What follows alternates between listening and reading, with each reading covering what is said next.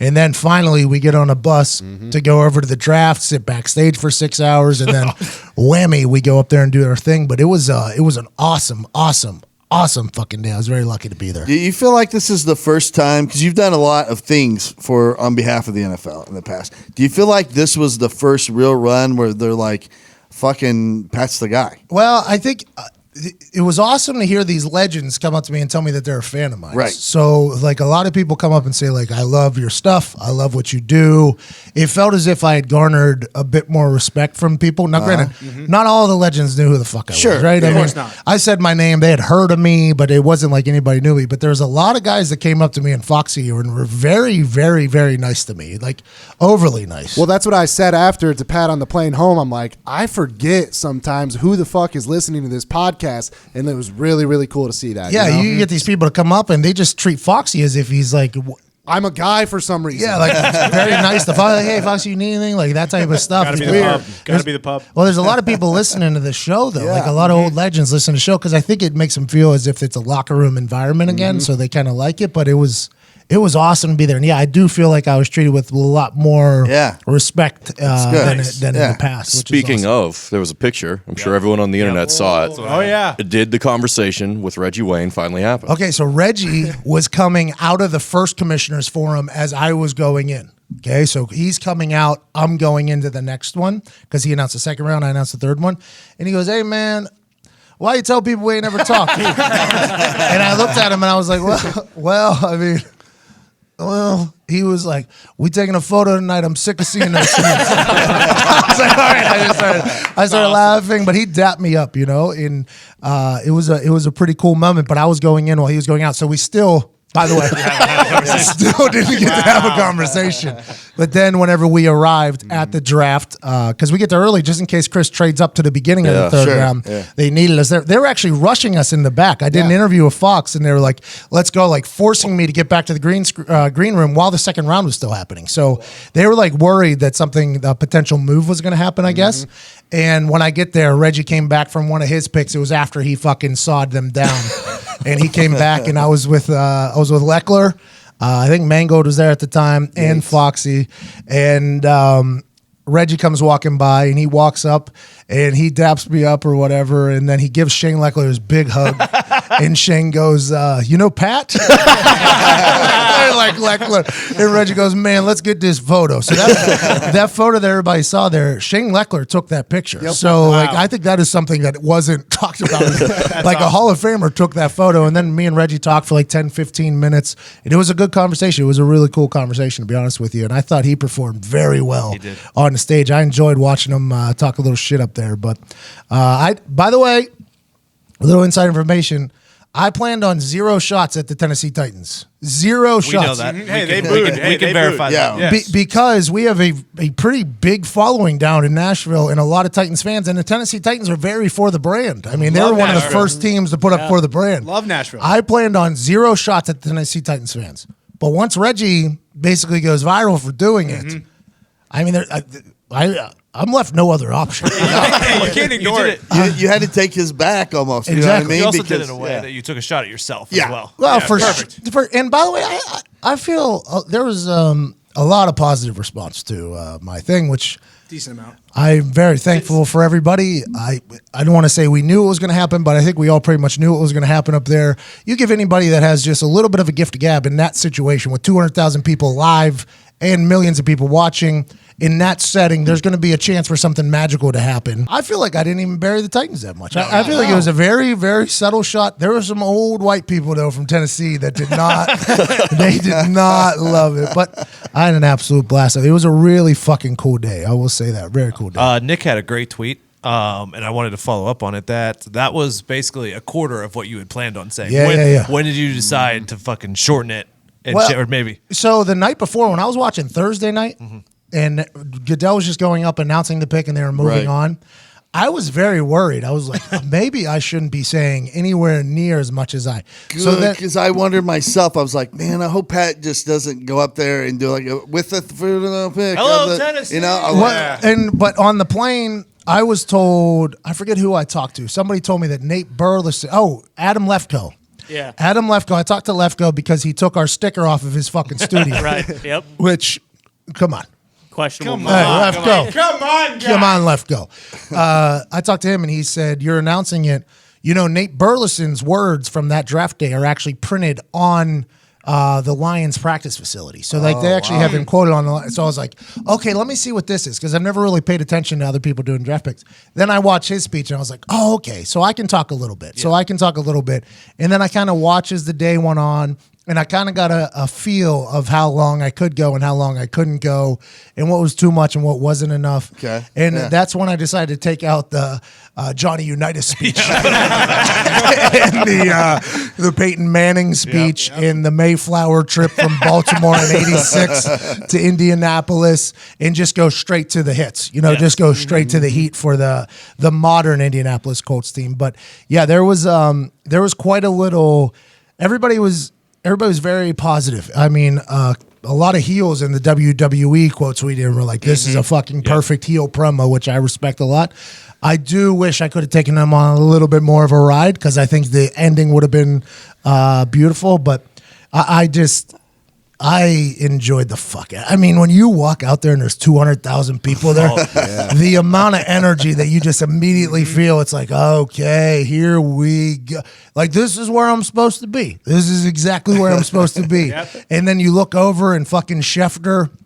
The guy I pointed out was Schefter, because as soon as I get on the thing, Schefter pokes his little head up from around somebody and goes like this, and I was like, Schefter, what's up, buddy? Michigan guys, and man. then I look over, and Eisen has like his head down, and I'm like, oh, everybody knows what's about to happen.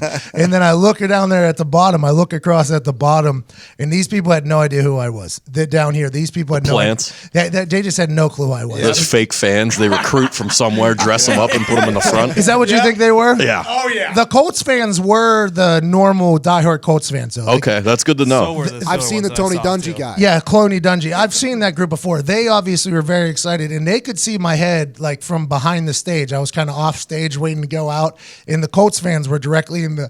And there was this one guy that was just shaking his head, and I was like, hey, here we go, man. And there was a producer that was right next to me. He was like, "Are you nervous?" Like giving me this whole like, "Are you nervous?" type of thing, and I was like, "No, man, no, Buddy, like, come on." Yeah, man, this is no big deal. And then the music started hitting a little bit, and I started like, I always like give like a little dance beforehand. It's like I have like a full speech to myself. Like, well, here we go. Let's go fucking own this thing. It's like a full speech I give myself before I kick any balls or before I go do any stand up. It's like a nice little mental reset with myself. And while I'm doing that, this guy is like 15 seconds until you go. 15 seconds. I'm like, you got it, man. Just tell me when to fucking walk out. Jesus Christ, it's Jason Bourne. He was a really nice guy, though. He was, Of course. he was a nice guy. And then they tell me to go out there, and I was like, wait, I can't even really hear the guy announcing me, so I don't want to talk over the guy. And then I hear it, and then that was whenever I saw a big ass picture of myself. You see me look back, and I saw a big ass picture of myself. I was like, oh fuck. I saw you look at that, and maybe like you like kind of like took it in. For a Yeah, second. it was pretty cool. I mean, my face was, it was probably 15 yards tall. I was like, holy fuck. All right, here we go. Right before I go out, like probably pick 86 or 87. I'm in the back in the little staging area. Roger Goodell's back there, all the people. And I show up with my outfit, and he goes, this is your look? And I was like, oh, another WrestleMania moment. I'm about to get kicked out of here like Michael Cole wanted to do. And I was like, hey, the shoes are fucking fresh, though. And he was like, yeah. And he daps me up, gives me a hug. He's like, you're going to crush it out there. I was like, thanks, man. I appreciate that. He was... he gets a lot of heat because he has to make a lot of terrible decisions that are no-win decisions. He was nothing but nice to me, and I think he enjoyed the hell out of what happened out there. Did they give you any parameters in terms of like, hey, can't say this, can't say that? Okay, good fucking call. So after he sees me and goes, this is your look, and I'm in my head, I'm like, oh, I fucked it up again. I feel like I look pretty clean. We actually went to a honky-tonk to get the button down because I was going to wear a T-shirt underneath that thing. But you had pants on. Well, I had pants on for sure. I was going to wear pants for sure, but I was going to wear a T-shirt underneath the sport coat, and it looked good. Like the outfit looked good, but everybody after the commissioners forum was basically like, we're wearing suits, wearing full suits, and I was like, oh, I should probably go get a button down.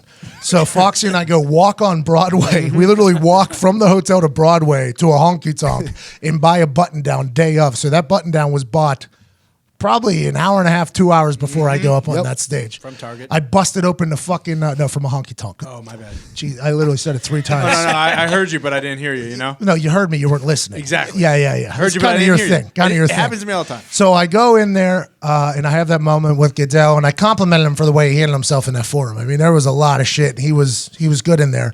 And he goes, yeah, we got to get it fixed. You know, we'll figure it out. There's a lot of stuff that happens on a daily basis. We'll figure it out. And there's this lady named Tracy who is a sweetheart. I guess she's the point for everything NFL. Like, Tracy runs everything. And he's like, go talk to Tracy. She'll get you set up. I walk over. That's where all the cards are. With insert name here, blah, blah, blah. And this, in my head, I'm like, okay, they can tell me right now. Like, if I have 30 seconds, like, they can give me any rules. All they said was, make sure at some point you read this card word for word. And I was like, okay. And then she was like, good luck out there. And I was like, well, they fucked. She could have told me, like, hey, this got to be under 30 seconds or anything. And then as I was just waiting out there when that guy was talking to me, I was actually thinking at one point, like, hey, they didn't tell you any rules. Hey, they told you no rules. But probably not the full Baltimore thing. Let's probably take out Unitas and Peyton Manning's enormous brain, which I was going to say at one point, with a massive forehead. I stayed away from that. And then it was like, well, they had the chance to tell you, Pat. If they knew what they signed up for. Yeah, they did. Yeah, let's fucking go. And then it was the walkout thing. And So you took it out like 10 minutes beforehand? What's that? Like the speech, like you fixed it up like 10 minutes before? Oh yeah, absolutely. Right before. Yeah, and the whole shot about the Titans. I mean, that wasn't ready to go. I mean, that whole thing. But it was. I had the card though 5 minutes before I got on stage. I knew who we were drafting 5 minutes before we got on stage. I know. I should have texted you guys to put some money and try to make some money. But the phonetic spelling right underneath it, by the way. They had one particular intern there told me like 3 times how it was pronounced. Yeah. And I was like, oh my God, fucking Ballard gives me this name. Can we just get a Chris Smith? This kid's biggest day, right? I mean, this is the biggest day of this kid's life. Yeah. Last thing I want to do, because I get McAfee'd all the time. And I don't love it. Last thing I want to do for that guy is, Okariki. No thanks. The awesome. throwback thing that you do to like a tribute to the old timey boxing announcing. Yeah. Diggs was mentioning it earlier because you say Okariki. Okariki. Yeah. Like that's the thing Bill Burr fucking loved that you did at Rough and Rowdy. Oh, the second. The second. Yeah, the second. It was a lot of fun. I got a text from a lot of people. I got messages from a lot of people. And that was very, very incredible. Triple H sent me a text. Yep. Yeah, that was cool. Told me it was good. Amazing exact words. Michael Nice. Cole, same thing. He and I are, by the way, still good. There we go. I think a lot of people would wonder that. Michael Cole and I are still good. He found it entertaining how that story took off on the internet, though. He was like, Jesus, Pat. You get a lot of steam there. I was like, yeah, that's my fault, man. I Always a apologize. heel I at enjoyed heart. SVP's tweet. Yeah, hey. Oh, yeah. That was all. That was right before we were getting on a plane. There was no internet on our flight home, so we couldn't really keep up with anything.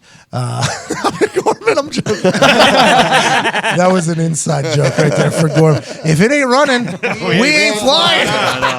God damn. I wanted to pull that, but I couldn't on this. Had to get you down to We had Tennessee, literally man. no other options. But before we took off, as we were getting on a plane, Herb Street was in the JW Marriott. We got a chance to dap him up. Everybody was just so nice and so complimentary. And then I'm scrolling through the tweets or whatever, and I see Scott Van Pelt, and I'm like, hey, this guy is good. Like, I respect the hell out of him. And I that meant a lot. I mean, everybody's kind words.